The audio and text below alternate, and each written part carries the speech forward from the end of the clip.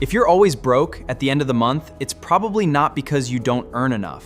It's these 7 mistakes, and almost everyone makes number 4. Fix even a few of these and you could save hundreds a month without earning a single extra dollar. Number 4 is the one that quietly drains the most, so stick around for it. Let's count down. Mistake 1, living with no budget.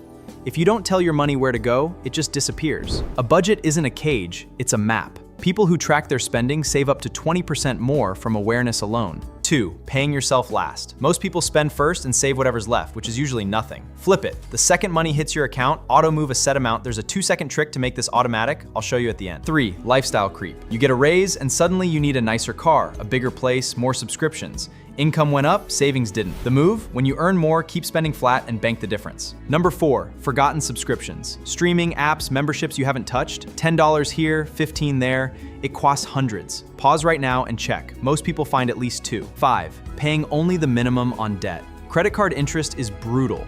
Pay just the minimum and a small balance can take years and cost you thousands. The highest interest debt first. 6, no emergency fund.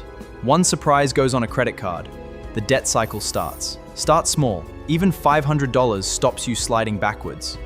And 7, the biggest one long term, every year you wait, you lose compounding. A dollar invested in your 20s can be many times a dollar in your 40s. You don't need to be rich to start, you need to start to get rich. Remember that 2-second trick to make saving automatic? Here it is.